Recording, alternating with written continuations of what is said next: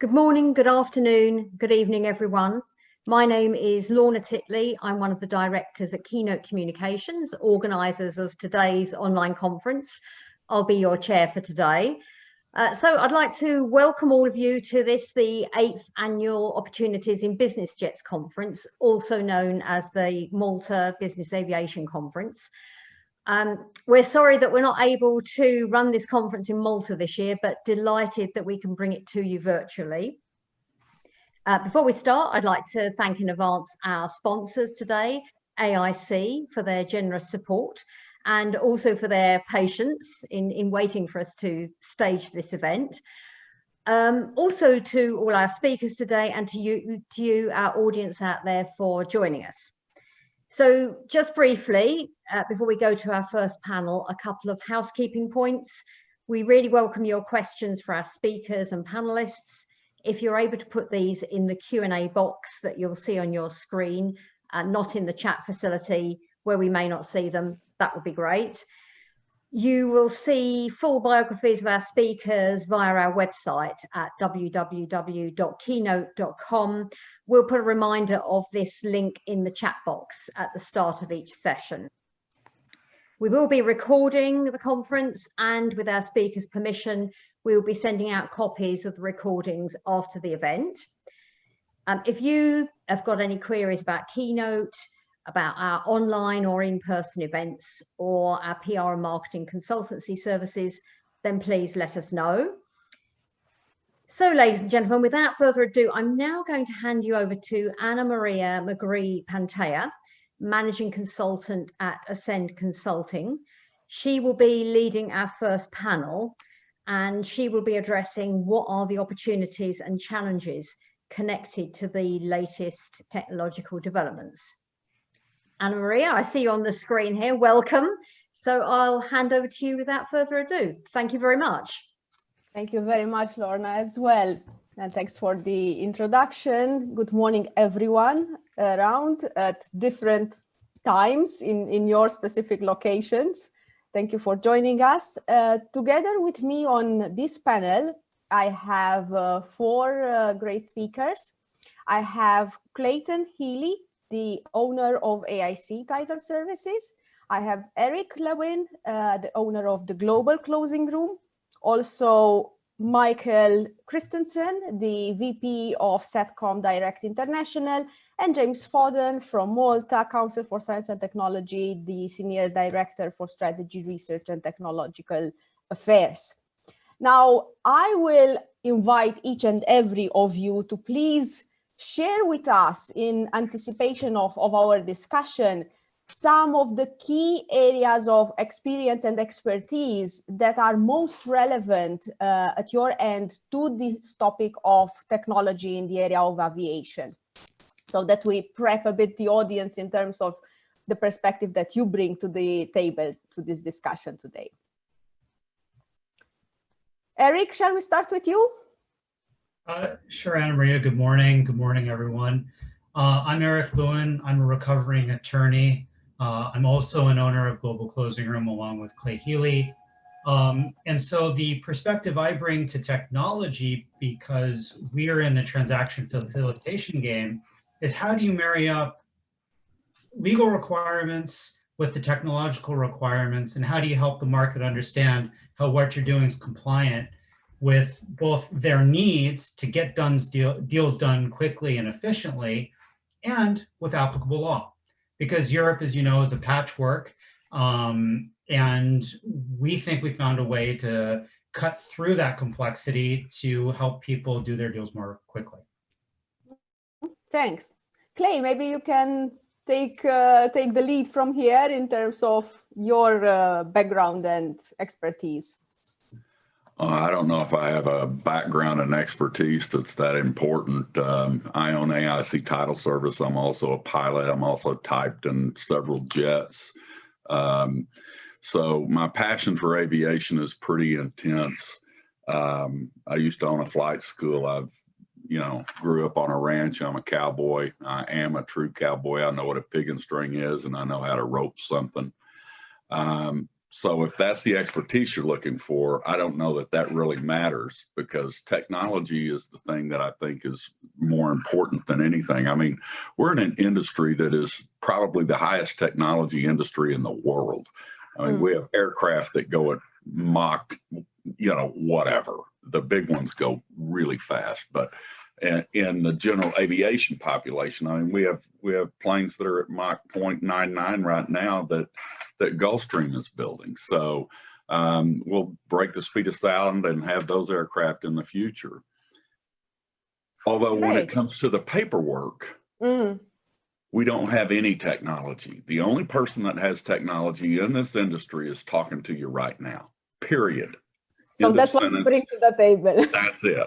So when it comes to technology, we're the ones that will provide you with the ability to get done what you need to get done more efficiently than anyone else.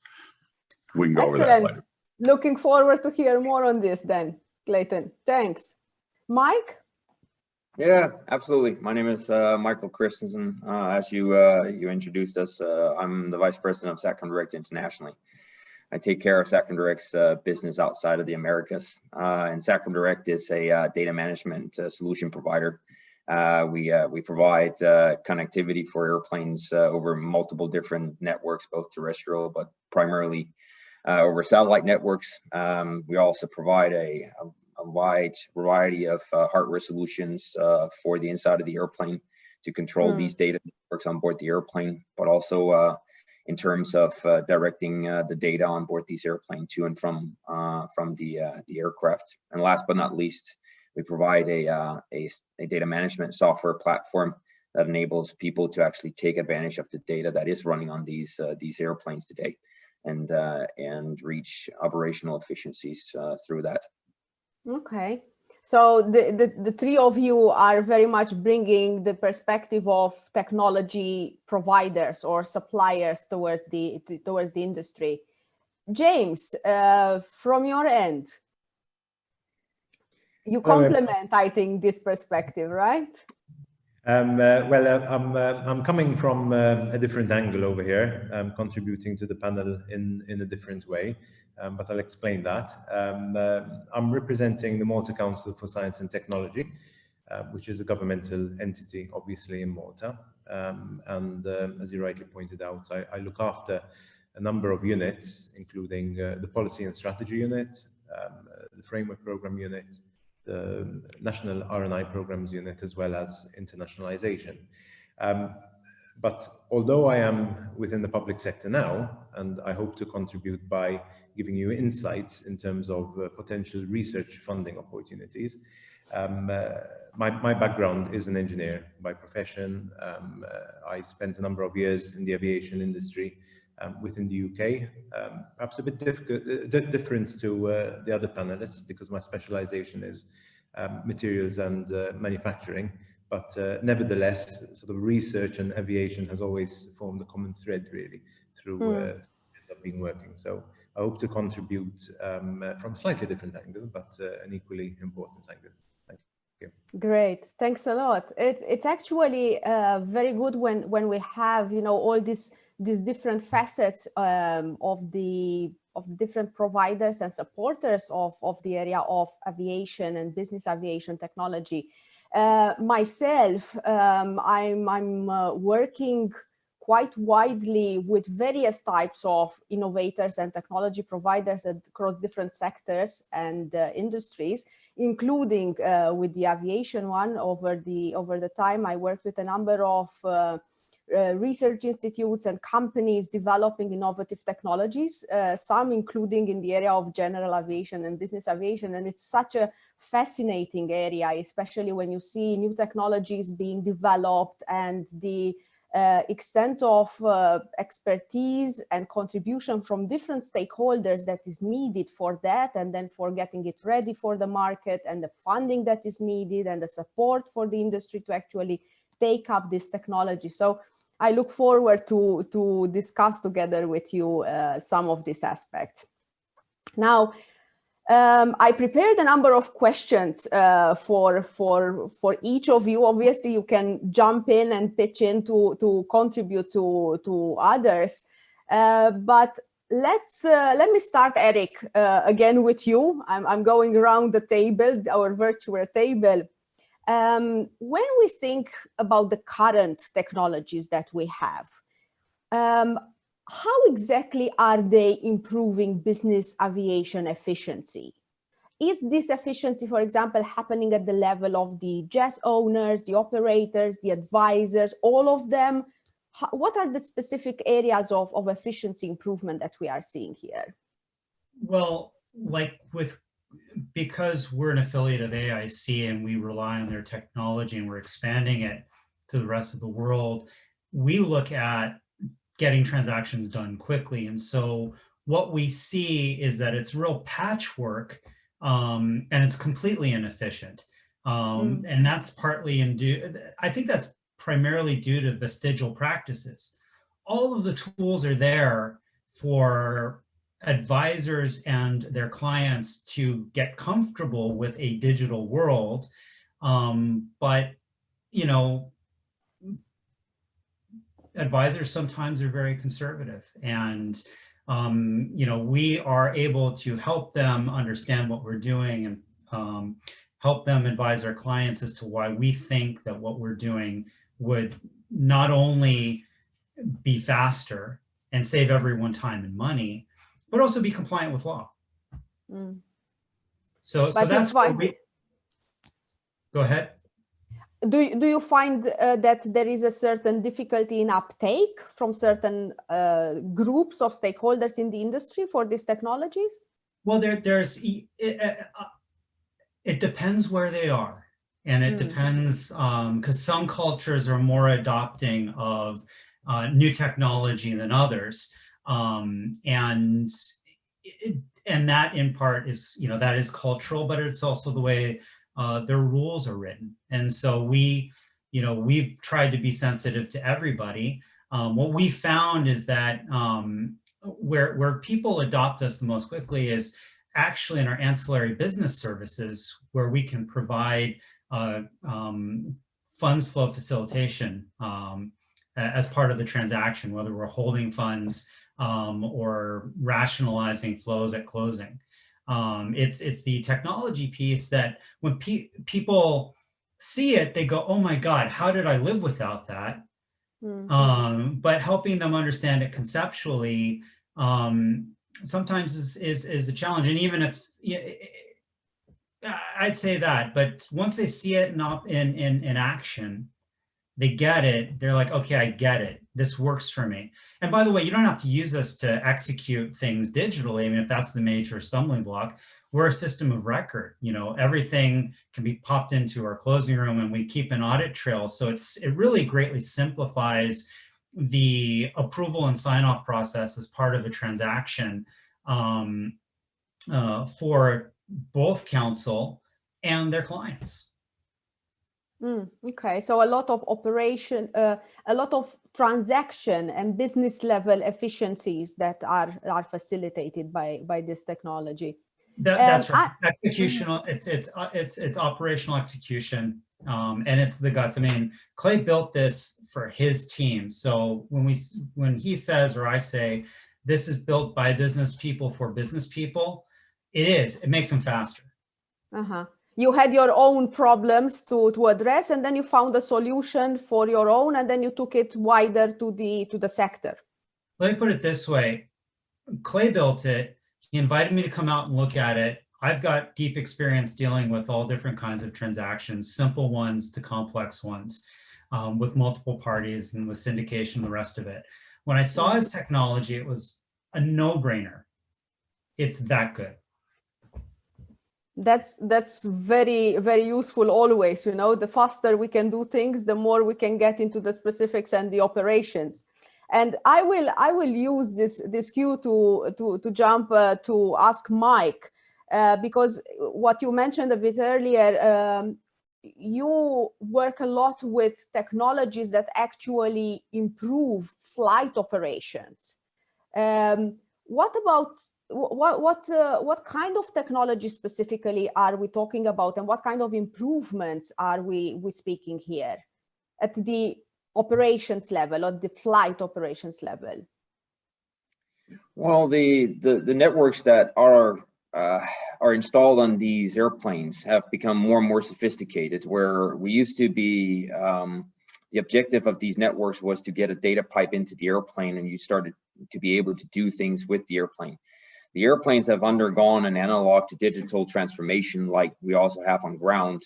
And that has also enabled a lot of the systems on board these airplanes to become data rich, but also to use this data in real time that enables operations efficiencies on multiple different levels. And we've worked for years to find the best way of actually addressing this. But whether it is awareness of the airplane, you know, in terms of location when it's flying, different aspects needs to be dealt with at different points during flights when these assets are dispatched. But it could also be health monitoring on the airplanes. Many of these airplanes are very data rich when it comes to maintenance information from engines, for instance, as an example.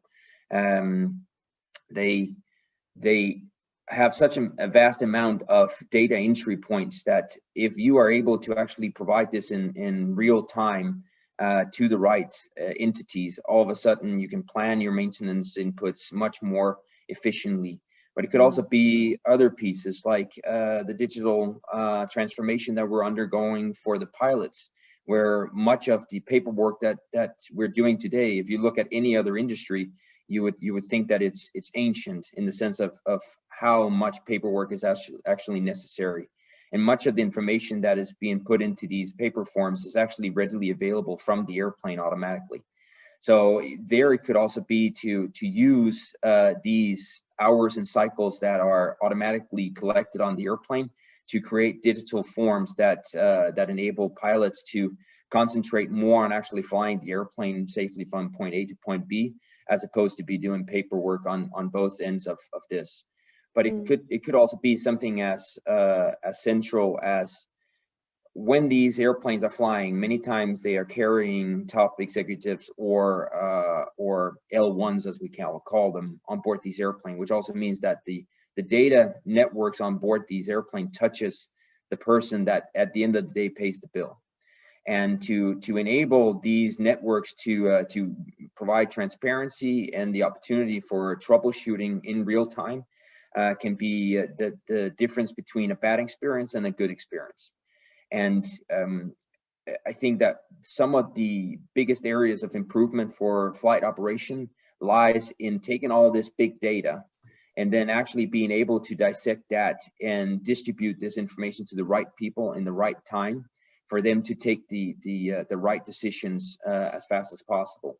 Because many times the problem with big data is that if you're not able to actually present it in the right way and manipulate that data, then at that point you end up having multiple different inputs of information to these people, and it just makes the decision making on operation that more complex. And what we're looking at more than anything right now is how do we take that data and make it available to the right people and transform it into actually information and actionable information. Yeah, exactly. I mean, we've spoken about big data for a long time, but if you dump big data just, you know, without manipulating it on somebody, it means nothing, right? But when you put it in nice columns and manipulate it in the way that customers need it, all of a sudden becomes this powerful tool. And that's where we're at right now with these airplanes, because they have become flying computers. And that's what they're trying to take advantage of. And the technology will end up also not just recording the data, but also interpreting it and providing it to the right person to take a certain decision, like the pilots or the maintenance people or the ones planning or reporting on compliance matters and so on and so forth. I understand correctly here. Yeah, because this handling of data is also that's the basis for being able to also, you know, apply AI or machine learning and all this stuff. So what we've also seen on ground, that's what's happening. The basis for making the data work for you. That's where we're at, and you'll see a lot more of this in the coming years. Thanks, Mike. Clayton, it's there's a question really at the back of everyone's minds, and we touched upon this a bit earlier. The current pandemic is affecting us all, definitely, one way or another, and all the sectors are affected to different degrees or maybe in different directions. What's the impact of the pandemic on the business aviation, and particularly on its use of technology? I want to make sure I understood your question correctly. Yes. How did the pandemic affect, and why does it affect the technology side of our industry? Yes, like for example, there are all these available technologies, particularly, you know, software solutions that are being increasingly used in this pandemic. Is this working well for the business aviation sector? Are there any hiccups along the way? How did you see these things panning out during this, 10 months now, 12 Well, months? I think the first answer is nobody in the world saw this coming. And, you know, I mean, we can all stand back and look at what the pandemic has done, but the pandemic has basically made us all be much more, I guess, flexible in some of the ways that we've done business in the past. For instance, when we do business with clients in the US, you know, normally there's an opportunity for us to be there, see them, talk to them, do things, go to my clients and everything else. For the general aviation population, they very rarely nobody comes into my office. Although we do 5, 6, 7,000 transactions a year where we're closing on behalf of clients, they don't ever come here. But we're used to receiving paperwork and everything else. And now we're having to get digital signatures and things of that nature that really weren't out there in the past. Digital notaries, digital signatures. And you need to have someone that has the technology that's able to transcend when something happens and there's a hiccup in the world. You need to have somebody that's ahead of the curve, not behind the curve. Everybody else is behind the curve. Well, we're so far ahead of the curve that we've already built that technology, and that technology has been built for years that we've been using, and we're able to implement that and make it more easy for those clients that we have to be able to go ahead and continue to do the business that they need to complete. In the US, the business is very, very busy right now for us. We're setting records every month in the last 2 months, numbers that I've never seen as far as closing transactions, people buying and selling planes. They're tired of being stuck at home, and they're all don't want to get on a commercial airplane right now, so they're able to purchase a plane. And America happens to be pretty large, so if you need to go somewhere, you've got to have a plane. It's not like hopping in a train and going from London to Paris in 2 hours. You know, in 2 hours in a train in America, you go from Oklahoma City to Dallas, and you don't even make it to Dallas in 2 hours. You barely get out. We are talking about a continent almost. Yeah. So for the US, it's very busy, but the technology is really the thing that we all have to stand back and look at and understand. I'm obviously the eldest in this whole group by probably a lot. And when I first learned to fly, a DME was the coolest thing that I'd ever seen. And I can promise you, if anybody on here flies a plane, they don't even know what a DME is probably. Garmin came in and really transcended how we use technology to fly.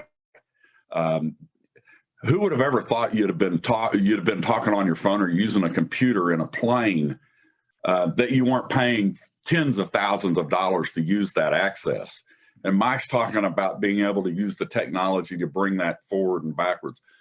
So when you're in that whole area, you should be finding a company that can bring that same technology to you when you're transferring ownership or you're trying to do something with your aircraft.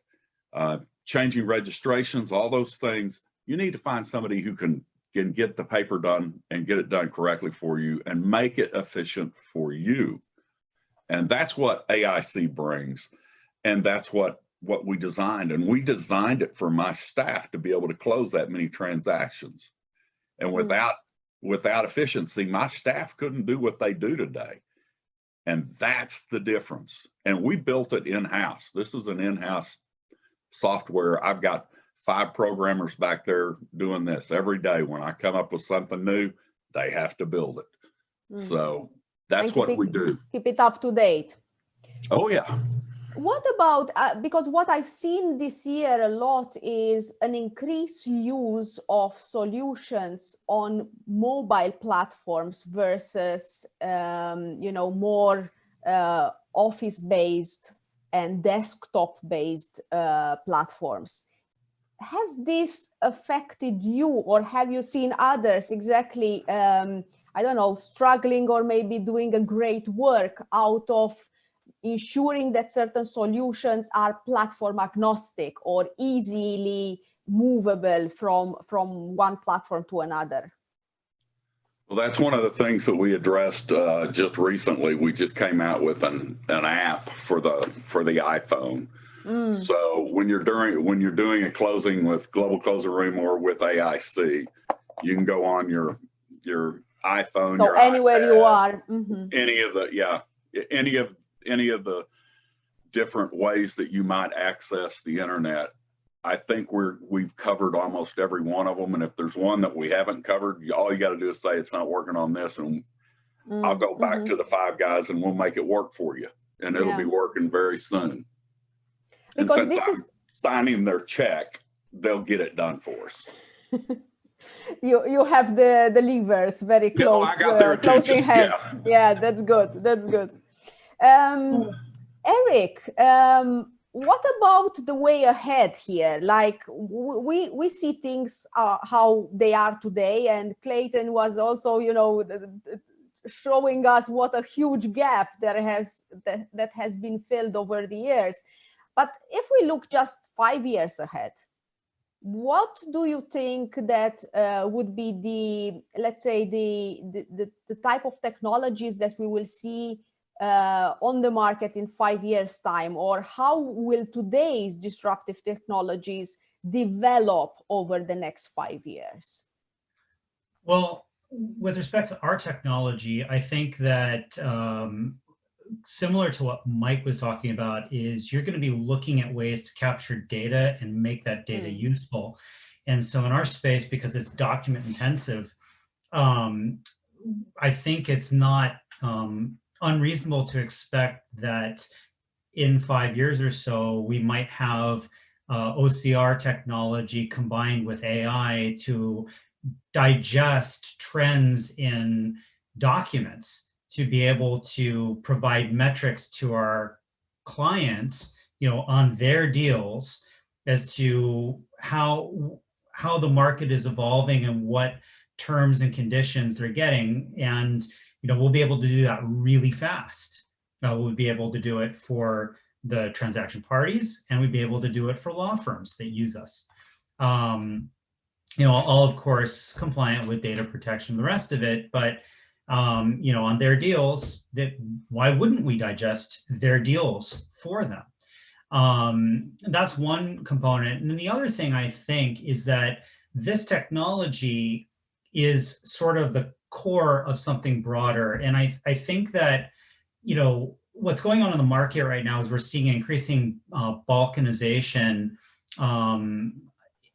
obviously in the trade space, and impact, that brings in the World Trade Organization and tariffs and the rest of it, but also in data protection space. And, the compliance with cross-border data transfers is becoming increasingly difficult. And so what Global Closing Room and AIC's technology is going to do is become the kernel for other people's platforms if they want it, so that they can build on end-to-end solution that satisfies their business needs, you know, and it's already set up to respond to the requirements of regulated institutions. For example, with data capture, there might be other features that they would want added on to, bolted onto it, in order to facilitate transaction execution. So for example, getting rid of email and having everything done within the platform. You know, sort of, you know, and whether we build something native or whether it's incorporating something like Slack or, you know, or one of its competitors, so that, you know, the institution that's using us, or whether it's us, can get control over those communications. And everything is in one place, the data and the exchange of it and of the information. Exactly. So the possibilities are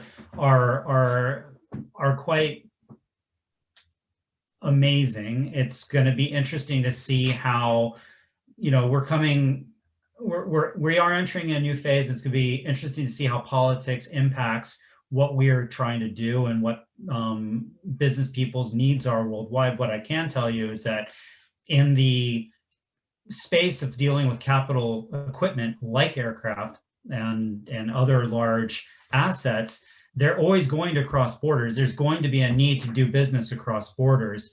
And so a tech solution that facilitates that is going to be invaluable. Yeah.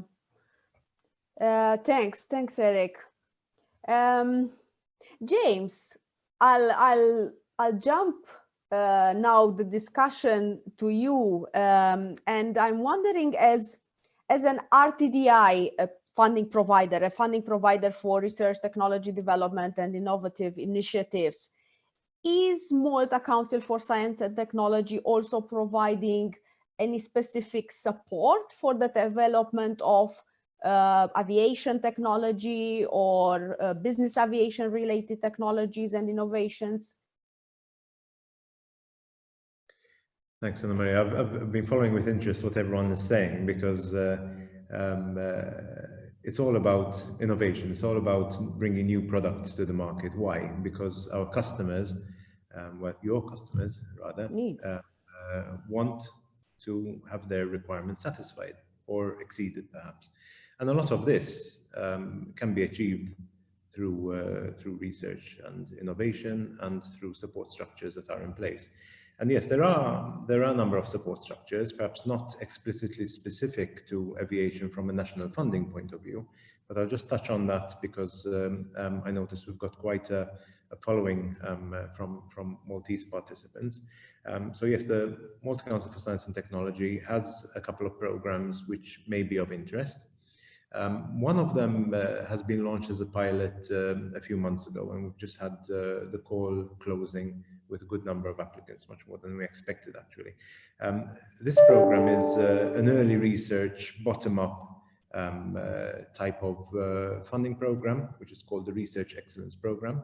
We're not talking about big money over here. We're talking modest amounts of around 50,000 euros per project. But when we're talking about digitalizing paperwork, when we're talking about some of the ICT enablers that we're mentioning here today, that can be a good sum to sort of springboard what is a concept and take it into a more mature idea. We also have a flagship program which we've been running for a while now, and that is Fusion, and that is divided into two parts. The first part, and the idea is moving from more of the early stage research into applied research. The first part is a feasibility study, really, where we help mentor the beneficiaries to understand what IP opportunities there are, but also what IP blockers there are. Help the successful beneficiaries in understanding their market and understanding how much is going to cost them to put their idea together. Once beneficiaries have gone through this feasibility study, they can then tap into research funding, collaborative research funding, which is open to Maltese entities. Now, we can only fund Maltese-based entities. However, foreign partners can participate if they bring their own funding to it. So this is a great opportunity to start looking at synergies over here. But perhaps now turning to the offerings on EU funding programs. Probably many people have heard of the Framework Program, EU's biggest research funding program, and we're talking billions of euros available over here. The Horizon. Everyone knows it by almost like the code name, the Horizon. Exactly, it's becoming Horizon Europe now as from next. And in fact, some of the work programs are not yet defined. They're still in draft format, and they will be issued round about April of next year. But I think when it comes to aviation, there is the Horizon Europe Cluster 5 work program, which is about climate, energy, and mobility. And now, interestingly, aviation falls under that generic title. And also, it sort of starts giving you an idea of what the work program is after. The work program is, in fact, after solving challenges when it comes to, let's say, cross-sectoral solutions for decarbonization, for reduction in emissions, when we're talking about competitive transport solutions. So in reality, the topics are quite broad, but then if you delve down into the specific tangible subject areas, some of which we've spoken about today, Mike has been mentioning a few. Air traffic management is one of them, and we spoke about location determination. There are new priorities for the aviation ecosystem, like cybersecurity, and someone also mentioned big data, for example. But also the reduction of emissions. And how do you do that?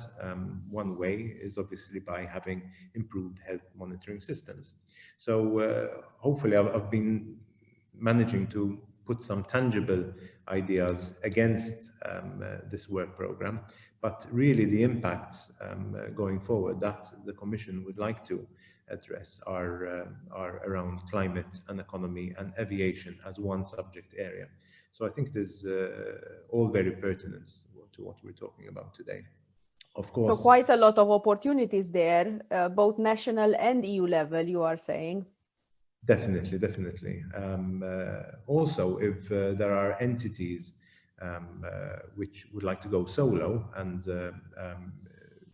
provide the research on their own, there's obviously the EIC aspect, the EIC accelerator, which funds applied research up to 2.5 million in grant funding, but also it provides very healthy equity contributions of up to 15. So do have a look at the Horizon Europe website and let us know if we can help. Yeah, definitely. And I would just add here, clearly there is support for the development part of the technologies, but often, and I think at least at a Malta level, and we do have a number of funding streams and incentive schemes that also support some uptake of technology for certain enterprises. So something worth looking into. Great, thanks, James. We have a question also already from the audience, and before going further through mine, I would want to actually read out one that came from the attendees, and maybe which one of you would like to jump in with an answer, please do so. So Rizvan Stefan from Emperor Aviation is asking, what do you think about the cybersecurity risk impact in connection with the technological developments that we are seeing today? What is the safety impact of this? I can answer that if you want to.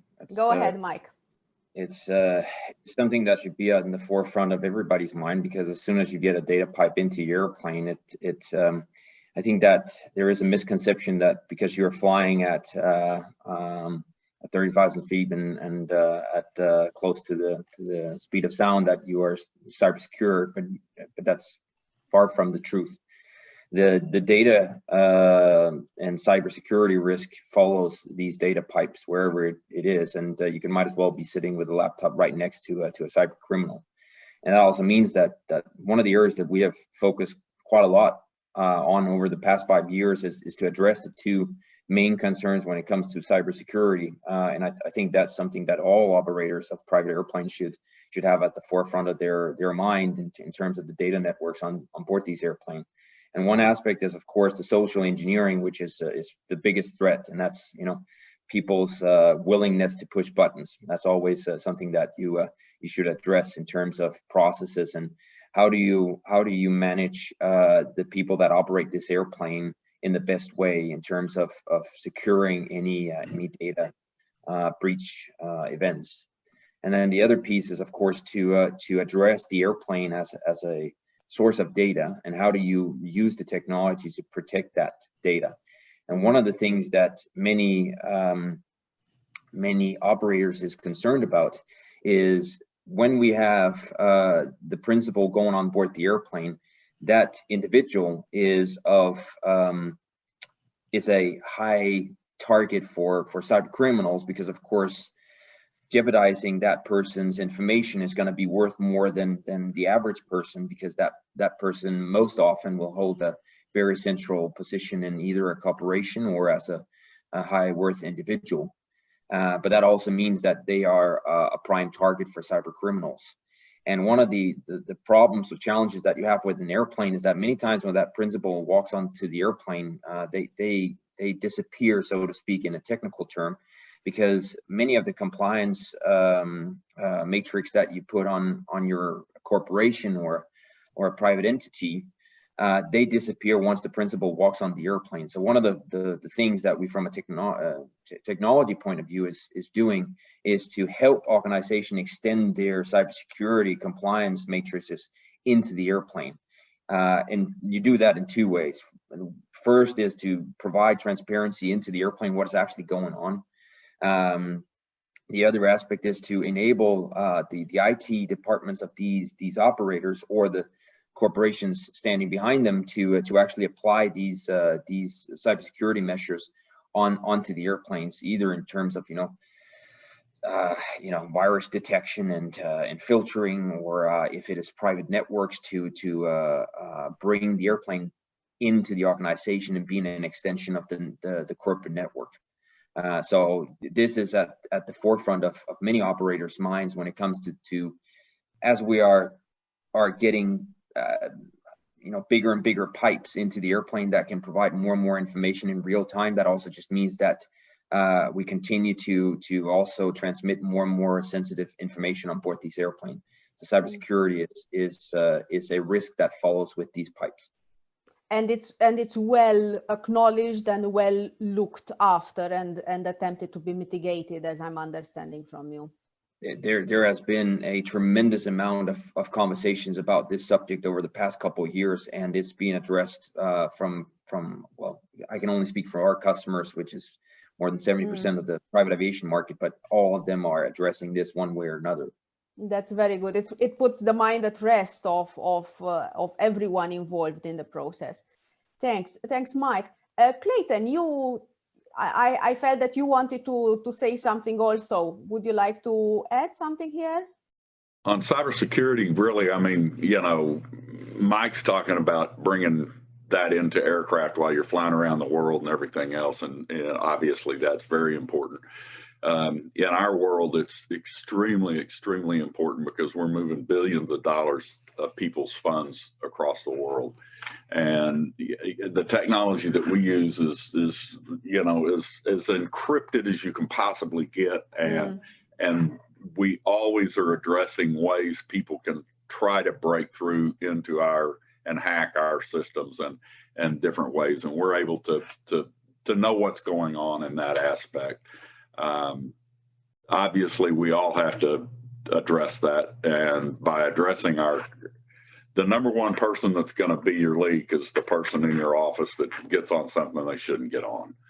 And if you can avoid that and break it down to where they can't get to where they shouldn't be going, and halt it before it gets into that position, that's it. And, you know, I mean, Mike explained that very well. So Great. I'm going to let him. He did a great job.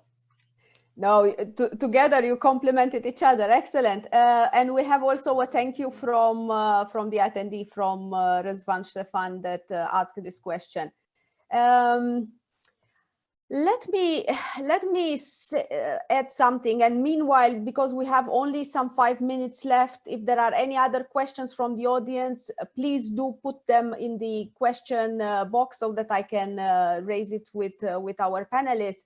Meanwhile, James, I want to ask something else from your end. You know, we speak a lot about the various players involved in the whole, you know, industry ecosystem, and we speak about, you know, Maltese parties, foreign parties. You were mentioning that funding opportunities are available even for technology development in Malta, also at European level, and so on and so forth. What about the potential support that you and the Malta Council for Science and Technology could provide for foreign and Maltese counterparts, for various you know, parties along the value chain to actually start collaborating closer or doing things in terms of technology development or uptake that requires this kind of transnational collaboration? Can you support in that area? Sure. In fact, MCST puts internationalization as one of the biggest priorities for ourselves. Why is that? Because we really believe that the local research community, as well as the local businesses, benefit greatly when they obviously look beyond our shores. So yes, we can support. I mentioned the framework program earlier. We are the national contact organization for the framework program for Horizon in Malta, and this means we have a team of national contact points with specific areas of expertise. So we would have someone who would be able to be consulted on aviation related, the ones I was talking about, for example.